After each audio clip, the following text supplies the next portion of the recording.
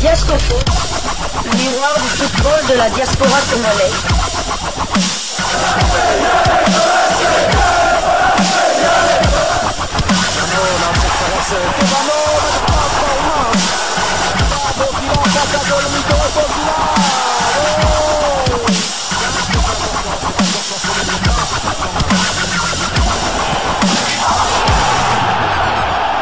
Diascofoot, le miroir du football de la diaspora congolaise. C'est l'heure de partager avec vous quelques news que nous avons pu récolter pour vous, des news concernant certains de nos internationaux ou des binationaux qui se sont illustrés dans leurs clubs respectifs. Et cela dans le cadre de cette première livraison sportive de ce mardi 15 juillet 2025. Une livraison qui nous conduit du côté de la Belgique ou de la Bulgarie. C'est pour vous parler d'un binational belgo-congolais qui a accordé une interview à nos confrères d'Afrique Foot où il parle des léopards parce qu'à un certain moment, il y avait eu contact entre lui et les léopards de la RDC. Il revient un peu sur sa frustration par rapport à ce contact-là. Nous en parlons dans le cadre de cette première livraison et c'est dans cet article de nos confrères Afrique Foot intitulé Aaron Leya Iseka, la RDC m'avait contacté avant l'OM. Je vais donc entrer dans les détails de cet article. Né à Bruxelles mais d'origine congolaise comme son frère Michi Batshuayi, Aaron Leya Iseka a représenté la Belgique en sélection espoir, 16 caps et 4 buts entre 2017 et 2019.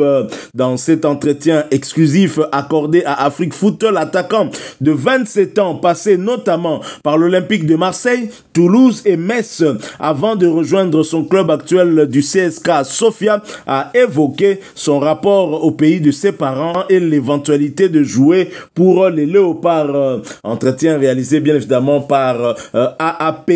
Aaron Leya Iseka, vous avez été international espoir belge, vous avez disputé un Euro espoir aussi. Est-ce que ça vous laisse des regrets de ne pas avoir pu aller jusqu'au A? Non, aucun regret. Ce qui est sûr, c'est qu'il y a eu un moment dans ma carrière où j'ai fait un mauvais choix et je me suis éloigné de la course tout seul. Le choix n'était pas bon, je ne performais pas, ça restera ma faute.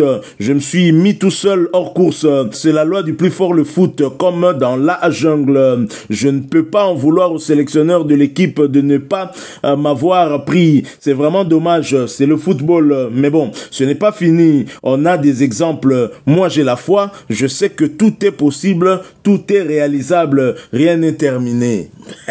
En jouant à Bulgarie, espérer aller chez les Diables Rouges, là, ça relève vraiment d'un miracle. Bon, tout est possible quand même. Je regarde tous les matchs des Léopards, ça devient intéressant. Vous êtes d'origine congolaise. Quel est votre rapport à votre pays d'origine? Au Léopard, je n'ai jamais été là-bas. Normalement, j'irai l'année prochaine pour la première fois. Donc, je ne vais pas être hypocrite. Sinon, je regarde tous les matchs des Léopards. En plus, c'est fort ce qu'ils font en ce moment. Ils ont fait pas mal de progrès dans la structure et l'encadrement de ce que j'ai entendu. Ça va faire grandir la sélection et c'est vraiment génial de voir ça. Les Léopards, est-ce que vous avez eu une opportunité de les rejoindre dans votre carrière? Avant que je rejoigne l'OM, ils m'ont contacté alors que j'étais encore en rééducation avec Anderlecht. Je leur avais dit que cela n'avait pas vraiment de sens de faire un choix puisque je n'étais même pas encore revenu à l'entraînement collectif après mon croisé. Je n'ai plus eu des nouvelles depuis. Ça, c'est vraiment le propre de la République démocratique du Congo. Mais je cherche à savoir si cela est arrivé à quelle époque. Qui était sélectionneur principal de Léopard? Je vais tenter de savoir. Donc, il est Anderlecht. Alors, Anderlecht le prête, je pense, sans option d'achat du côté de l'Olympique de Marseille. C'est quelle année? Je vais chercher en tout cas, nous allons vérifier. Voilà un peu en ce qui concerne sa carrière pour cet attaquant de 27 ans, petit frère de Michi Batshuayi. Donc on peut dire qu'Aza Logo la Joniko. Aïbani plus pour le qui n'a Kofi. Donc c'est ça. Il est pas zoyé banapo faut battre un combo. De 2014 à 2018, il est du côté d'Anderlecht. 2016 à 2017, Olympique de Marseille en prêt. Donc Anderlecht le prête. Donc si on doit chercher, à quelle époque il a été contacté par le Léopard, c'est entre 2016 et 2017. Et qui est sélectionneur chez le Léopard? Jean-Florent Ibenge. Ikwange. Jean-Florent Ibenge Ikwange, vous êtes convoqué ici. Comment contacter un joueur qui a des croisés et qui n'est même pas encore entré à l'entraînement? Et après, quand il revient, vous ne le contactez plus. Est-ce que c'est la faute du joueur? Mon confrère donnera son avis tout à l'heure. Soit la faute à joueur Totumbaï. Mais soit la faute à staff. Par manque d'informations, peut-être, Toro Mbappé. Mais 2017-2018, il est également prêté, cette fois en Belgique, du côté de Zulte Waregem, de 2018 à 2021, du côté de Toulouse FC. 2020-2021, il part en prêt du côté du FC Metz. 2021-2014, il va en Angleterre, du côté de Barnsley FC. 2022-2023, il va en Turquie, en prêt du côté d'Adana Sport. 2023, Tuzlaspor, toujours en Turquie, en prêt, toujours. Apoel Adera, là, nous sommes en Israël en 2023, il est également prêté. Et 2024, au Fikret.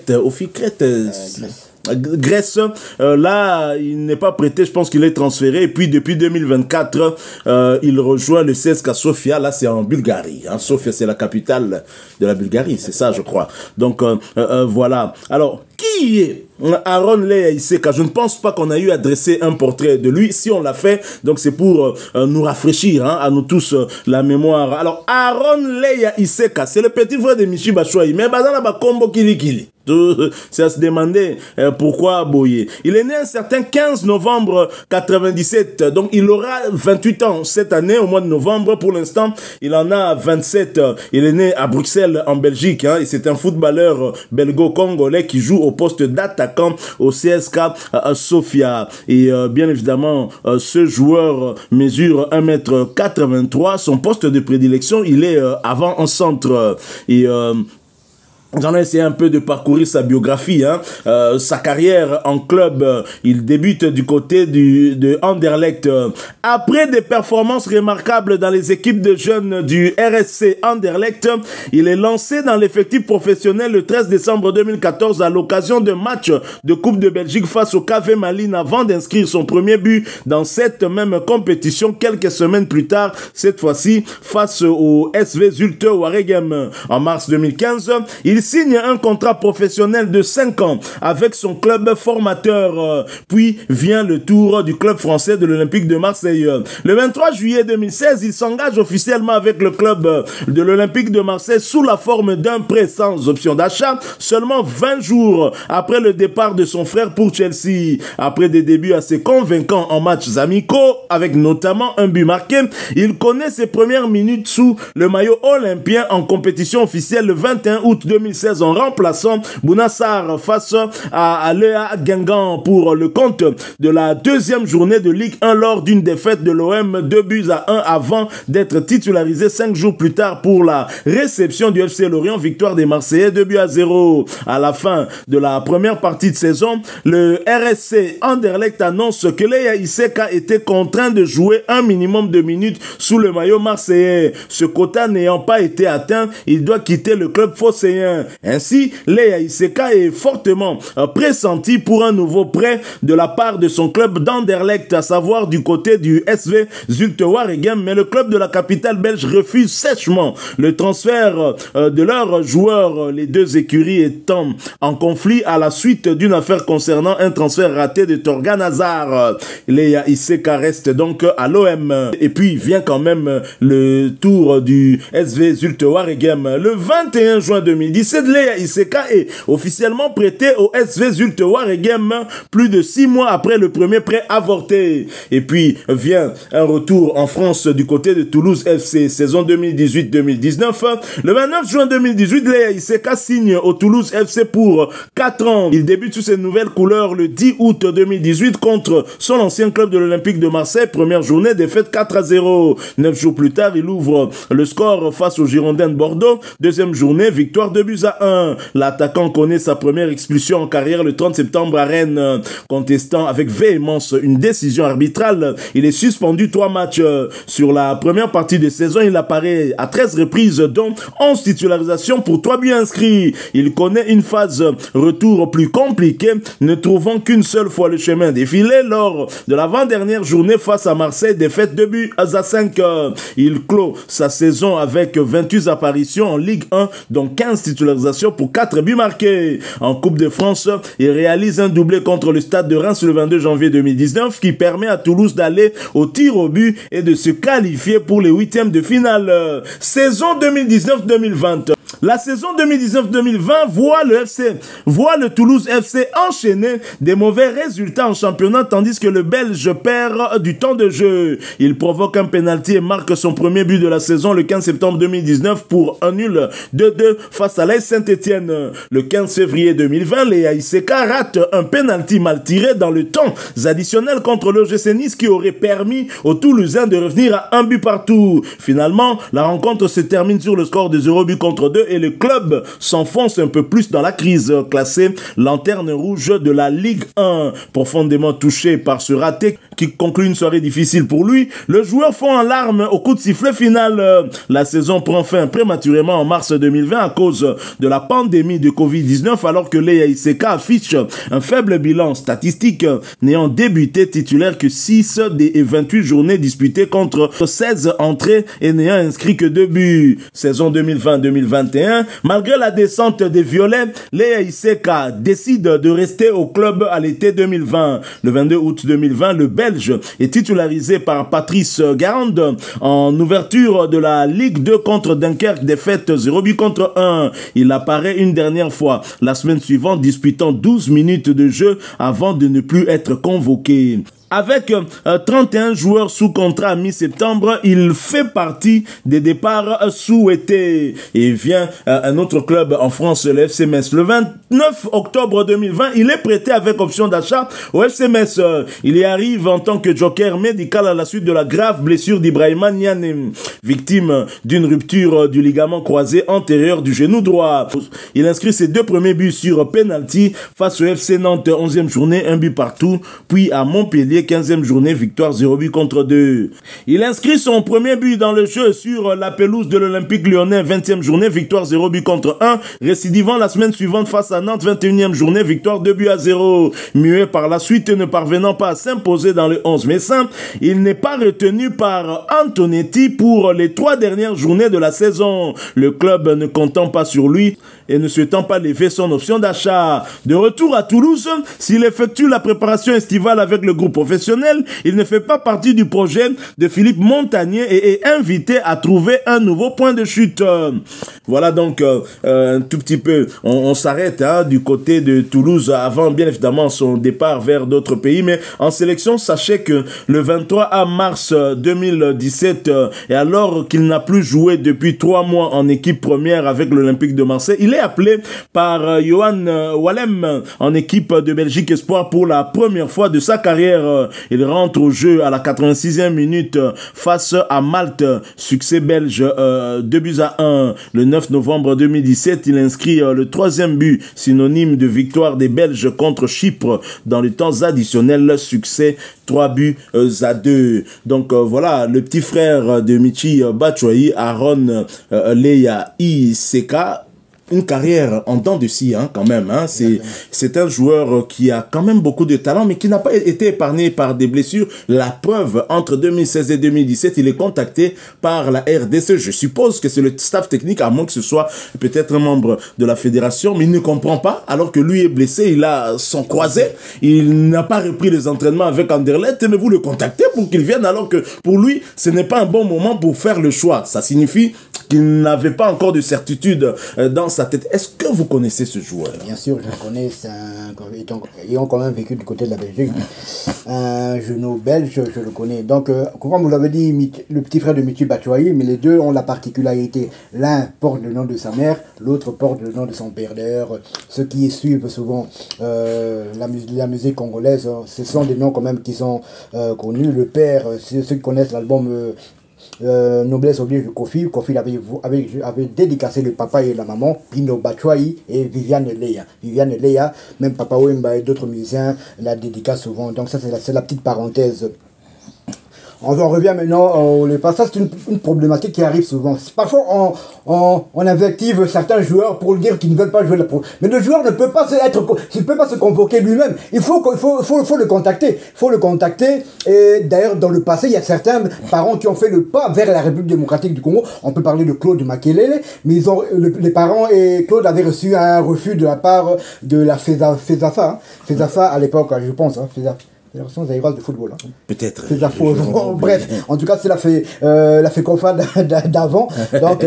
Donc c'est ça, même, comment il s'appelle, Théo Bongonda l'avait dit, il ira où le premier pays qui va le solliciter, il ira. Il n'a jamais été sollicité avant. Donc on ne peut pas en vouloir vraiment à un joueur. D'ailleurs, à Congo. Moi, parfois, j'en veux aussi. Je me souviens de Michi Batshuayi. Lorsque il venait à Auto Pélamois, na standard de l'État avant, à Kende, je crois, Marseille ou quoi. Mais il était congolais, il n'était pas encore belge. D'ailleurs, si vous regardez Michi, même les ça, bon, moi, U16, U17, U19 belge, Michi a bêta directement l'espoir. Mais jusqu'à 20-21 ans, il était toujours congolais. Donc, il était congolais, il faisait déjà ses pas, il brillait. Je pense qu'il est terminé meilleur buteur ou deuxième meilleur buteur. Mais aucun contact. Aucun contact. Alors qu'il y a ça congolais. Après, on s'étonne. Après, tant que joueur à Pony, Belgique, tout ça. Alors, tout comme on a invectivé le Belge, il n'est pas patriote et tout ça. Mais tant qu'on a qui est congolais, bon, c'est là, c'est ça. La même chose pour Nadodi, du Kouaïbek. Bon, ça, c'est un autre débat. Et Congo a dit que Congo, bon, Nataka Congo pour ne pas citer de nom, a dit que a utilisé. Moi je cite le nom parce que c'était Ibenge. A utilisé Bisso pour carrière naïe internationale pour qu'il puisse jouer du côté de Toulouse. Donc voilà un peu carrière en temps dessus. C'est vrai qu'il n'a pas été épargné par les blessures, mais sa carrière vraiment est en train de... Il a beaucoup bourlingué, donc lui, il risque de battre le record de Kael Kakou. Il n'a que 27 ans, mais un modèle à sa tambola dans Mokilo, c'est incroyable, donc on va lui souhaiter bonne chance. Il est toujours éligible pour évoluer avec les Léopards de la République démocratique du Congo. Il ne faut jamais dire Fontaine, je ne boirai jamais de tonneau. Donc, Nakolo Baté que à Royal sous-souté, parce que demain appartient à Dieu. On ne sait pas si demain il va retrouver toutes ses sensations, mais s'il retrouve toutes ses sensations, pourquoi pas. Mais en tout cas, pour le moment, que ce soit la Belgique, que ce soit même la RDC, le niveau de l'équipe nationale est un peu trop haut pour lui en ce moment. Pour l'instant, il est du côté du CSKA Sofia, un club bulgare, mais lui ne perd pas espoir et moi j'aime bien son état d'esprit. C'est un joueur qui reconnaît ses fautes, il reconnaît qu'il n'a pas performé et donc c'était normal qu'il ne puisse pas franchir le cap des Diables Rouges A. Mais il ne perd pas espoir. Mais dans sa tête, c'est un peu ambigu, on ne sait pas. Il ne perd pas espoir par rapport aux Diables Rouges ou par rapport à la RDC. Par rapport aux Diables Rouges, je me dis quand même que c'est mort. Mais par rapport à la RDC, ça peut être possible. Mais en étant au CSKA Sofia, je ne pense pas que quelqu'un comme Sébastien Desabre pourrait s'intéresser à lui, surtout que c'est un joueur qui est dans un compartiment où il y a déjà une très forte concurrence. Mais attention, s'il revient peut-être dans un championnat top, cela pourrait être possible. Et justement, le petit frère de Michi Batshuayi fait un clin d'œil à un club qui vient de retrouver la Ligue 1. Et c'est grâce aux médias Top Mercato que nous en parlons au travers cet article intitulé « Exclu TM Mercato, Metz, ce serait avec plaisir Aaron Leya Iseka ouvert à un comeback ».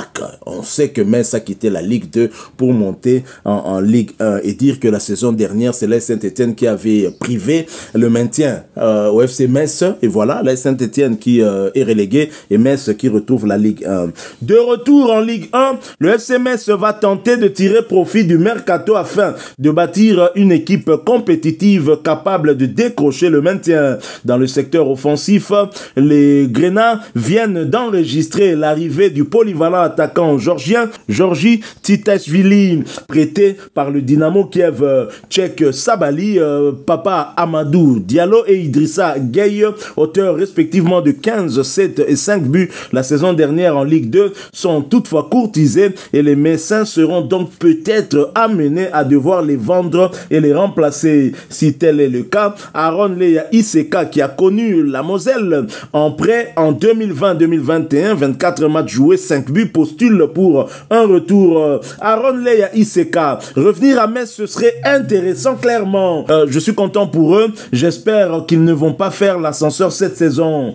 Revenir, ce serait intéressant, clairement. J'étais bien là-bas. En plus, ici, je suis avec Thibaut Villon qui me parle tout le temps de Metz.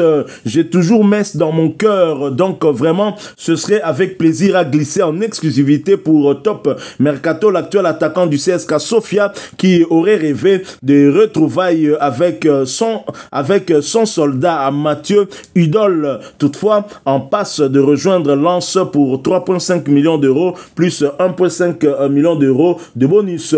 Après avoir connu ces dernières années plusieurs mésaventures, tremblements de terre en Turquie, guerre en Israël, qui ont parfois donné à sa vie des scènes dignes d'une série Netflix selon ses propres mots, le petit frère de Michy Batshuayi sort d'une saison gâchée par les blessures en Bulgarie. Un but en 22 apparitions. À 27 ans, le Belge nous expliquait récemment avoir la dalle et l'envie de vraiment choquer. Reste à savoir si Metz se montrera réceptif à cet appel du pied et prêt à tenter le pari. C'est vrai que là, ce serait quand même un pari risqué pour un joueur qui tout le temps se blesse, et un joueur qui a 27 ans, on passe d'avoir 28 ans, ça va être compliqué. Mais son profil est quand même intéressant. J'ai dit que c'est un avant-centre, mais il peut jouer dans toute l'attaque, comme il est droit et comme il est gauche. Donc sur le plan purement sportif, on enlève les blessures, il a quand même des atouts. Exactement. Moi, ce que je sais aussi, c'est que tout comme certains internationaux aujourd'hui, ou bien même ceux d'hier, ils saluent quand même les progrès de l'équipe nationale. Pas seulement les progrès sur le terrain, mais aussi en dehors, toute l'organisation et tout ça. Et peut-être que si ce staff, j'incorpore aussi toutes les personnes de la FECOFA étaient là il y a 15 ans, peut-être que des joueurs comme Michy Batshuayi, Dodi Loukeba, voire même Steve Nzozi seraient internationaux congolais. Tout à fait, affaire à suivre donc. Nous allons continuer à le suivre en souhaitant en tout cas pour lui qu'il revienne à son meilleur niveau. Sur un plan mental, visiblement, il a suffisamment de force pour. Lui espère en tout cas retrouver son meilleur niveau. Je pense qu'il a aussi le talent, peut-être pas le même talent que son grand frère qui a quand même un tout petit peu percé, même chez les A des Diables Rouges. Ce serait quand même bien. La RDC a déjà connu cela avec des frères Kaloulou notamment, dont l'un a choisi la France et deux ont choisi plutôt la République démocratique du Congo. Voilà, nous sommes donc arrivés à la fin de cette première livraison pour vous faire découvrir ce belgo congolais. Et Zanamboka Mokote to Betane Masolo Abinationo. Bazati. Peut-être qu'à Baloba qui était biso, Nicolas Jackson évalué à 100 millions. J'ai suivi des Sénégalais en train de nous narguer. Citez-moi un seul joueur congolais évalué à 100 millions. Naboko Luka. Donc, alors, merci beaucoup à vous pour mon retour hier, cette première livraison, la deuxième livraison. Vous avez été beaucoup à en tout cas, me laisser des messages en commentaire. J'ai vraiment aimé. Merci beaucoup à vous tous. Je ne saurais tous vous citer, mais j'ai répondu, je pense bien, à tous les commentaires, à moins que des commentaires qui se sont ajoutés plus tard pour vous dire merci. Merci particulièrement à Mokondi Andembo. Merci pour cette précision en ce qui concerne Marc Bola. Mokondi Andembo nous fait savoir que Marc Bola est allé rejoindre Watford, donc Edoka Embe, Jérémy Ngakia. Il nous parle également d'un autre binational du côté de Watford que nous allons suivre aussi. On tentera en tout cas de faire son portrait. Merci à vous tous pour ces messages de compassion qui me sont allés en tout cas tout droit dans le cœur. Mais en même temps, nous avons notre ami Pierre Makubikwa qui nous a laissé un message qui dit bon retour au boulot et bonne guérison. Merci. Il précise aussi aujourd'hui c'est mon anniversaire. C'était donc hier 14 juillet, anniversaire de la France. En même temps, anniversaire de Pierre Makubikwa. Donc bon anniversaire bro. Mbotama et l'amour, happy birthday to you. Que du bonheur, que des bonnes choses. Il n'y a pas que lui, il y a aussi notre ami Mike Ilomo Moli. Mike Ilomo Moli qui nous a écrit en anglais pour remercier Dieu parce que j'ai recouvré ma santé. Il dit que je leur ai vraiment manqué et vraiment il nous précise aussi que demain, donc aujourd'hui, mardi 15 juillet, c'est l'anniversaire de son fils qui s'appelle Bekorat, je crois, si j'ai mal prononcé, en tout cas vous allez me corriger. Mbotama Elamu Bekorat, happy birthday to you, bon anniversaire Bekorat, Mbutukulu wa Ambote, be blessed, sois béni, donc merci beaucoup. Et notre ami Mike Ilomo d'ajouter que le 27 juillet courant, ce sera son anniversaire. Bien évidemment, ce 27 là, on ne va pas oublier, on va vous souhaiter un heureux anniversaire, surtout que c'est une date importante pour moi aussi, personnellement, parce que c'est la date de naissance de ma mère qui nous a quittés, ma mère d'heureuse mémoire, et donc, ce qu'on a moni le 27 juillet, boye, naza déjà à Kosepe, là, donc, on a beau sanate, qu'on souhaitait, bon anniversaire. Merci à vous tous, si vous avez aimé cette première livraison, laissez-nous un maximum de j'aime, partagez avec nous en commentaire votre point de vue par rapport à ce joueur. Est-ce qu'à tout est léopard bordure, to léopard né, to se comporta qui m'abbé? Il faut savoir, peut-être que Jean-Florent Bengue n'avait pas été informé sur ses pépins physiques, mais le joueur visiblement l'avait très mal pris. Le goal la paix. Réponse n'est pas qui est mon qu'on a moi. Tu vois, il y a moi deux à moi impolitesse, c'est bon, la poto boyebi, tu vois, on va le bon kaka pembe, donc peut-être bimsika pemba bi, ça n'a pas vraiment de sens. Sur le bin na mukolo bongo, et alors le finger à liboma, neni no lukaba solution le soir après. Donc c'était un peu ça. Mais Jean-Florent Bengue, c'était un binational aussi, franco-congolais.